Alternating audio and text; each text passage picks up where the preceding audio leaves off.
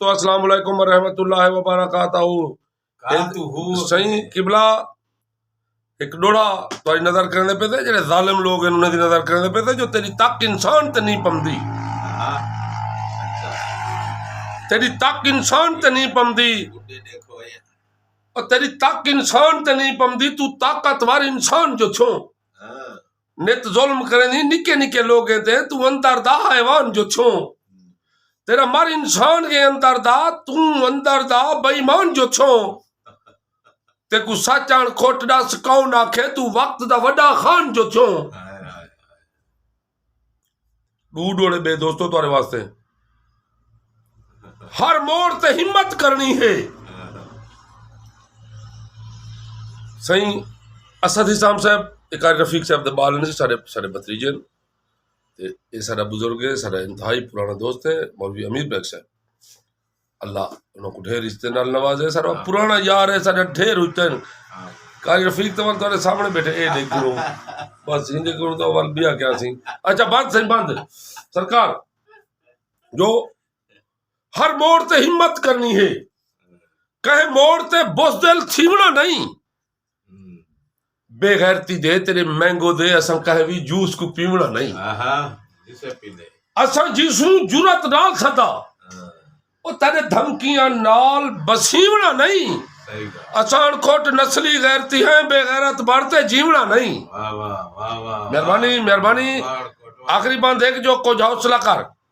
अख लाल न कर तेरे दौलत दे ढिग ढेर इन पे साकू गुरबत है ता गैरत दे साडे कोलू सवा शेर इन पे। कुछ हौसला कर अख लाल न कर तेरे दौलत दे ढिग ढेर इन पे साकू गुरबत है ता गैरत दे साडे कोलू सवा शेर इन पे। हर मोड़ ते तैकू गल दे सू हाली कोजनी सेहत दे फेर इन पे जित्ती वस लग से अण खुट तन सू साडे हाथ इन पे साडे पैर इन पे। जित्ती वस लग से अण खुट तन सू साडे हाथ इन पे साडे पैर इन पे।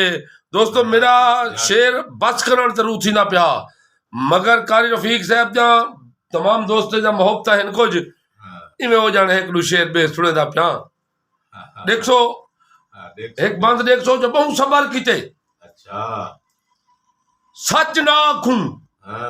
हुण थी मजबूर अलेंदे पियूं ते को आपे ता नी सोच कोई असा केजे वक्त कटेंदे पियूं हुण सिर चाहते ता लहसनी सिर और तैको ए शरियाम चितेंदे पियूं साडी अणखोट गाल नी फैसला है असा जिंदगी वक्फ करेंदे पियूं। साडी अणखोट गाल नी फैसला है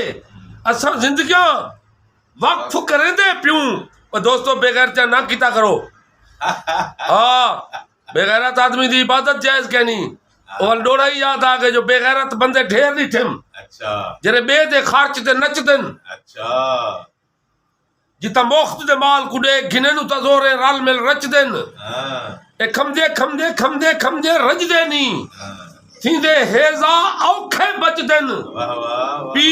पी अणखोट हक गरीबे दा तू जू जू वेंदे मचदन ते मैं नकली कई सरदार दिठम फोटो कापी लोग वदे होंदन न थी जो देखो ता हां कंबर पे वेंदे उन दा तो काम दसे ना पिया मैं नकली कई सरदार दिठम जरे रण दी खट्टी खमदन ला मोच को तेल ते तुरे बादकड़ी ते चौके जमदन कु चाह देना जे आखे चा फुंड कपड़े विच ना ममदन हुण अणखोट गैरत मुक गई है तू है जग को फमदन। हां दूसरी शादी वदा करना मेरा यार है को आखे जो ना कर जो मैं इश्क जैसा जादू करते खुद सिर अपना बनवा बैठा पहली दाल दिमाग दी मोटी है दूजी भूंडण गल विच पा बैठा तकदीर दा फैसला आखिरी हा तुम बड़ी रांद विया बैठा हुण अणखोट किस्मत ई रोले खुद घर दा घर लुटवा बैठा एक सस दे नाल नी सेटिंग ते दूजा सौरा अकल दा मोटा नित मुंह ते कूड़ मरेदा ते नियत दा बिल्कुल खोटा झलाजाल दी वठा जै वेले मैं को यार दिखेंदा सोटा उए अणखोट सौरे पियो हुंदन पर मेरा सौरा झोटा दोस्तों अस्सलाम वालेकुम व रहमतुल्लाहि व दोस्तों मैं तो खिलवाम तो सब मेरी चैनल दी